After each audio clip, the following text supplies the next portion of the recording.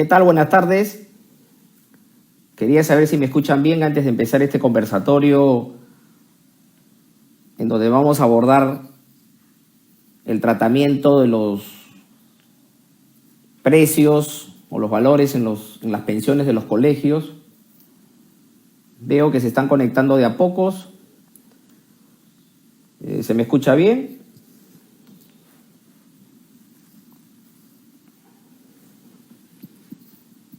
Entiendo que sí, porque se siguen plegando. Ya estamos casi llegando a los 50 participantes. Muy bien. Gracias, Evelyn, por el dato de que llega muy bien el audio. Gracias, Jorjan. Bueno, en primer término, debo agradecer al Grupo Verona por el espacio virtual para poder dirigirme a ustedes en vísperas de un día tan especial como es este domingo, el Día de las Madres. Personas tan abnegadas que gracias a ellas somos los que el día de hoy somos. Grandes profesionales, grandes personas. Nuestras madres que dejan a veces de irse de vacaciones o de irse a un lujoso restaurante, se encargan de nuestra educación en casa y de proporcionarlos conjuntamente con nuestros padres la instrucción en los colegios o universidades. Va para ellos este conversatorio. Debo mencionar que voy a tratar de no usar términos tan técnicos porque justamente muchos de los padres no son abogados y, digamos, buscamos ser condescendientes con aquellos que no siguen el derecho. Y bueno, evidentemente este conversatorio no va para aquellas personas que de manera irónica los he denominado teóricos de laboratorio, porque presentan soluciones poco prácticas o sin sentido para el tratamiento de las pensiones en los colegios. El uso de normas impertinentes para la materia ligada al consumidor. En tal sentido, debo empezar corroborando, para aquellos que no estén muy familiarizados con el asunto, que en el Perú existe un código de consumo y más propiamente un código de protección y defensa del consumidor. Este código, para los que no están muy familiarizados con este instrumento legal, está por cumplir ya 10 años de vigencia.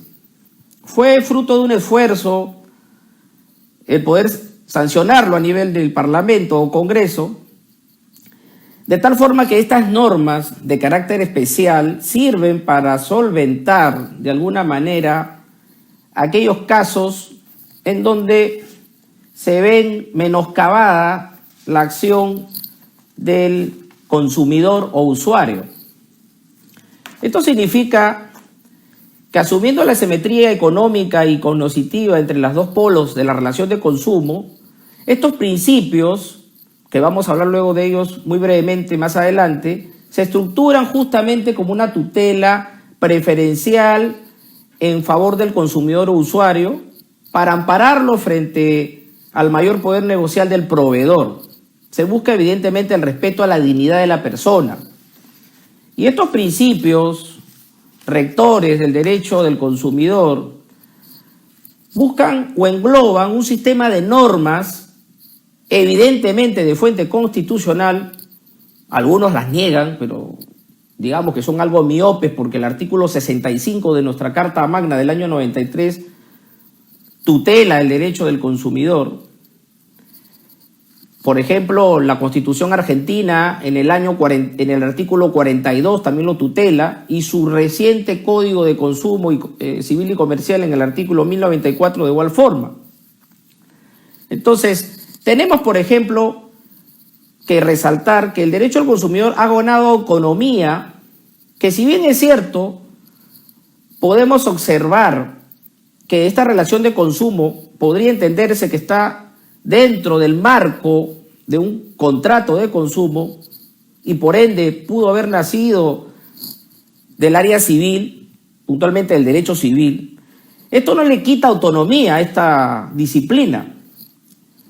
Debo mencionar que en pleno siglo XXI, donde el mundo está globalizado, los mercados y el comercio electrónico están en boga, esto ha permitido que el derecho consumidor sea emancipado de esta área del derecho. Sin embargo, hay algunos abogados que todavía piensan que el derecho del consumidor no es autónomo, que no goza de principios propios. Entonces yo le pediría que lean un poco más.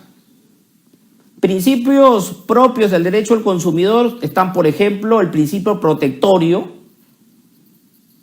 de fuente constitucional en nuestra patria, artículo 65, el principio de sustentabilidad, el principio de acceso al consumo, el principio de irrenunciabilidad de derechos, evidentemente el principio de buena fe, que toma un poco, se nutre del derecho civil, el principio de trato digno. Acá vamos, por ejemplo, en el extremo de las denominadas cláusulas abusivas en los contratos por adhesión, de tal manera que el derecho al consumidor ha ganado un espacio propio en pleno siglo XXI. Y para el caso que nos atañe el día de hoy, que es el caso de la... hay una pregunta allí, dice asimetría de la información. La asimetría de la información propiamente no es un principio, ¿no? Bueno, retornando nuevamente al asunto de la problemática que nos vivimos en el día a día y en particular los padres de familia en relación a las pensiones de los colegios, muchos daban soluciones un poco ortodoxas, desde mi punto de vista impertinentes, aduciendo que un juez civil podría solucionar el problema, planteando pues una demanda ante él, pidiendo la reducción de las pensiones y una serie de cosas que desde mi punto de vista escapan al sentido práctico. Porque acá los padres de familia buscan una solución, no buscan que teóricos de laboratorio estén elucubrando teorías sin sentido y sin dar una solución que resuelva puntualmente el problema. El asunto se inicia por este estado de emergencia que vive nuestra patria en razón de esta pandemia mundial, de este virus denominado COVID-19, que no es un jugador de fútbol, sino es una bacteria que ha atacado el mundo desde Asia, luego se trapoló a Europa, llegó a América, y que incluso el país más poderoso del mundo no ha podido librarse de ella. De tal forma que el Perú, en su sano juicio, a través del gobierno, el Poder Ejecutivo, dictó un estado de emergencia, de tal forma que ordenó un aislamiento de todas las personas, dentro de todo el territorio nacional. Este estado de fuerza mayor, porque no es un caso fortuito, es una fuerza mayor, ha determinado que ciertas actividades económicas, por no decir todas, se vean paralizadas. Y dentro de estas actividades económicas están las educativas, tanto de colegios como de universidades. ¿Había alguna forma inteligente de que esto no se detenga? Evidentemente las salidas eran usar o el uso de la tecnología. En pleno siglo XXI era necesario el uso de herramientas tecnológicas que evidentemente antes del estado de emergencia decretado por el gobierno ya se venían utilizando en las universidades. Doy fe que en algunas universidades extranjeras a las cuales me han invitado a dictar conferencias o clases, se usa plataformas que permiten incluso estar en vivo, como lo estamos haciendo el día de hoy, por ejemplo, con ustedes, a efectos de poder dictar la cátedra y no necesariamente transportarse físicamente para ser escuchado. De tal forma que resulta importante hacer una diferenciación entre la educación presencial y la educación virtual. Evidentemente son distintas. Eso es lo que le cabe la menor duda a nadie. El asunto es si la educación virtual se asemeja en cierta medida, a cumplir los objetivos de una educación presencial. Ese es el quid del asunto.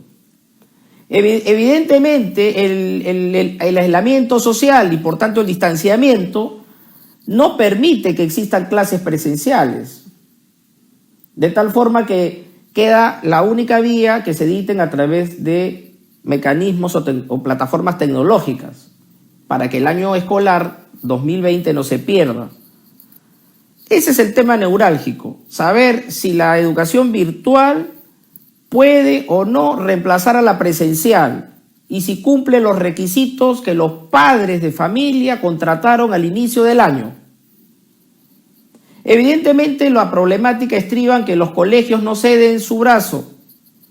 A manera voluntaria, tengo entendido, han logrado que se baje un porcentaje de las pensiones, de tal forma que los padres están en la encrucijada de aceptar o no este tipo de educación. Muchos han aceptado en el extremo de que sus hijos no pierdan el año escolar. Otros no están contentos por el importe de las pensiones, por la rebaja mínima que han aplicado los colegios. Entonces, algunos entendidos establecían que se tenía que buscar una solución a esta problemática.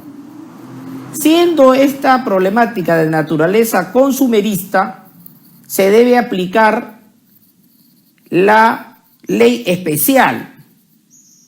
¿Cuál es la ley especial para este caso concreto? El Código de Consumo. El Código de Consumo. Y el artículo 74, puntualmente, al cual voy a dar lectura, artículo 74 del Código de Consumo, que está dentro del capítulo de servicios educativos. O sea, es un tema puntual. No se está usando una interpretación supletoria, utilizando una norma ajena a la problemática. Y el artículo 74 señala puntualmente derechos esenciales del consumidor en los productos y servicios educativos. ¿Qué es lo que señala puntualmente el artículo 74.1? Atendiendo a la especialidad de los productos y servicios educativos, el consumidor tiene derecho esencialmente a lo siguiente, y enumera una serie de supuestos, pero vámonos puntualmente al que se refiere al de los colegios, que es el literal B. El consumidor tiene derecho esencialmente a lo siguiente. B. Que se le cobre la contraprestación económica correspondiente a la prestación de un servicio efectivamente prestado por el proveedor de servicios educativos. Esta es la llave de solución para el usuario, para los padres de familia. Los colegios tendrán que transparentar sus gastos a efectos de poder, ciertamente, poder acreditar válidamente, como resultado objetivo, la baja del porcentaje del importe. No de manera deliberada, te bajo 5%, 10%, como si fuese un cachito. Esto no es así. Es por esa razón que el gobierno se ha visto obligado a la sanción del decreto legislativo 1476, que se ha dado esta semana recientemente, en donde se establece de manera expresa que los colegios deben presentar de manera obligatoria a los padres de familia una propuesta económica que implique evidentemente una reducción de los importes de las pensiones. Y incluso este decreto legislativo es más preciso e imperativo en el sentido del plazo. No es que los colegios tengan un plazo indeterminado para presentar la propuesta. Tienen solo 5 días que se vencen este martes. O sea, el próximo martes es la fecha límite que tienen los colegios particulares de todo el Perú para presentar una propuesta a los padres de familia. Evidentemente, la salida que da nuestro Código de Consumo es muy clara. Aunado este decreto legislativo, cierra el círculo. ¿Qué es lo que sucedería si el padre de familia no está de acuerdo con la propuesta presentada por el colegio? Pues simplemente se resuelve el contrato y el colegio está en la obligación de devolver el dinero en la parte proporcional de la educación no recibida. Y esto incluye las cuotas de ingreso. Las cuotas de ingreso. Porque hay padres que han pagado incluso hasta todo el año completo. Entonces resulta abusivo que el colegio, ya no prestando de manera distinta la contraprestación educativa, no tenga que devolver el dinero recibido por aquellos padres de familia que no están de acuerdo con la devolución. Entonces, hay una pregunta acá que dice, haga un modelo de llenado del anexo del decreto legislativo. Bueno, eso lo haremos sobre el final de este conversatorio para aquellos que deseen que la asociación que presido los asesore debidamente y de manera gratuita, ¿no? Eso lo vamos a hacer sobre el final. Evidentemente, antes de la dación del decreto legislativo, el propio Código de Consumo daba al margen del artículo 74, al cual le he dado lectura, le daba también la oportunidad al padre de familia de poder formular una denuncia ante el Indecopi, que es el organismo rector para temas de consumo en el Perú. Ciertos entendidos o pseudoentendidos decían que eso no iba a prosperar, que mejor era ir a un juez civil. Pienso que el juez civil únicamente para este caso puntual de las pensiones está autorizado para recibir una demanda si es que un padre de familia considera que se le debe indemnizar por un posible daño. Esa es la única función que cumple un juez civil para este caso puntual, sin desmerecer evidentemente la función de los jueces civiles, a los cuales les tengo todo el respeto. Pero para el tema de la problemática del consumo en servicios educativos, ergo pensiones de colegios, es el Indecopi, a través de su Comisión de Protección al Consumidor. Tiene una sede en la ciudad de Lima y comisiones delegadas en todo el Perú. O sea, no hay problema para presentar la solicitud. Y puntualmente me voy a volver a referir al Código de Consumo en su artículo 115. ¿Qué nos dice el artículo 115? Si el padre decide formular una denuncia ante el colegio por una práctica abusiva o desmedida. ¿Qué señala el artículo 115? Medidas correctivas reparadoras. Y para los que no están muy al tanto, voy a permitirme leer. Las medidas correctivas reparadoras tienen el objeto de resarcir las consecuencias patrimoniales directas e inmediatas ocasionadas al consumidor por la infracción administrativa a su estado anterior y pueden consistir en ordenar al proveedor infractor lo siguiente. ¿Quién sería en este caso el proveedor infractor? El colegio.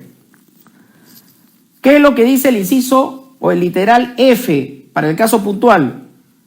Escuchen bien. Devolver la contraprestación pagada por el consumidor, bueno, en este caso sería usuario, más los intereses legales correspondientes, cuando la reparación, reposición o cumplimiento de la prestación o obligación, según sea el caso, no resulte posible o no sea razonable según las circunstancias. Más claro que el agua. Entonces, ¿cómo dicen que el derecho al consumidor no soluciona el problema? O yo he leído un código extranjero o está en otro idioma. Entonces, el tema puntual atañe también a las universidades, porque veo preguntas de algunos participantes en el chat. De igual forma, servirá para las universidades. De igual forma, porque eso es un servicio educativo. El código no hace una disgregación. Estas normas servirán solo para colegios, no. Colegios, universidades, institutos. Hablamos también de aquellas personas que estudian idiomas, por ejemplo. Hace poco, les comento como un tema personal, estuve en unas clases intensivas de italiano para mejorarlo y resulta que empezó el tema de la pandemia. Y de igual forma solicité la devolución del dinero al instituto y el instituto, sin mediar más nada, devolvió el dinero. Entonces, como dicen que el Código de Consumo no funciona, no hubo necesidad siquiera de usar el Código de Consumo porque hubo un trato amigable con el instituto. hubo una negociación muy puntual y alturada, como resulta evidente. Pero en aquellos casos de los colegios, retornemos nuevamente a los colegios, se negaran justamente a proporcionar la información, tenemos este Código de Consumo que ya va a cumplir 10 años de vigencia. 10 años. Es un esfuerzo para aquellos profesionales y catedráticos que estamos vinculados al consumerismo en el Perú, sea a través de la cátedra o sea a través de la constitución de asociaciones de consumidores y usuarios. El que habla, por ejemplo, preside una asociación denominada Asociación de Protección al Usuario, APU, fundada en el año 2007. Entonces, zapatero a tus zapatos sería la moraleja para aquellos que pretenden solucionar el problema acudiendo a otras áreas del derecho. Que evidentemente no se les falte el respeto al decir eso, sino que debe quedar claro y expreso que debemos ser en pleno siglo XXI, tener un diálogo abierto de fuentes. Acá no existen áreas de derecho que tienen más valor que otras. Por favor. Acá no hay áreas que tengan más valor que el civilista, el penalista, el laboralista. No, señores. Acá debe haber un diálogo abierto de fuentes. Y lo que se tiene que buscar es solucionar una problemática. Ese es el sentido práctico de los abogados. Un bien social, un bien común para la sociedad. Como conclusión a este correlato, dentro del derecho al consumidor, esta perspectiva económica justamente en pleno siglo XXI, porque hay algunos que parece que se han quedado en el siglo XX, ¿no? Con teorías de Justiniano, el digesto, ¿no? Que son valiosas para la historia, pero no valiosas para resolver problemas modernos como el que vivimos ahora. Entonces, esta respuesta económica que incorpora el derecho al consumidor desquicia justamente los límites tradicionales, lo que mencionaba hace un momento, del paradigma contractual iusprivatista, cuyas normas quedaban circunscritas, desde mi juicio, a la relación jurídica particular sin contemplar las repercusiones sobre la economía global, que es la que vivimos el día de hoy con el problema de las pensiones. Los padres de familia deben recibir un trato digno. Es uno de los principios del derecho al consumidor. Debe existir asimetría en la información respecto a la transparencia de los gastos de los colegios. Eso es lo que debe existir. Aquí no estamos buscando ser tiranos con los colegios. Yo conozco a muchos profesores de colegios y no me gustaría que sean despedidos. Lo que tenemos que buscar es una solución solidaria, pero con equidad. Y los colegios deben contribuir a ello. Sentarse en una misma mesa y negociar con los padres con cifras transparentes y veraces. Ese es el asunto. No irse al Poder Judicial, a perder el tiempo, a que un juez demore y de repente ya el colegio cerró o el escolar perdió el año por reclamar temas en vías que son, desde mi punto de vista, impertinentes, y crean falsas expectativas en los padres de familia. Con esto debo recalcar que no le estoy faltando respeto a nadie. Actúo con ironía para aquellos que se consideran dueños de la verdad. Ese es el tema. Tenemos un código del consumo que nos va a ayudar a resolver el asunto. Costó mucho sacrificio que este código hace 10 años se apruebe en el Congreso. El Perú tenía leyes dispersas. Si bien es cierto existía Indecopi, pero había leyes dispersas o normas escondidas y el ciudadano de a pie las desconocía. De tal manera que es un esfuerzo que este código haya salido y estamos a la altura de los mejores países de la región con este código de consumo. Hay que sacarle provecho. Tenemos una institución muy técnica como es el Indecopi a efectos de resolver este problema.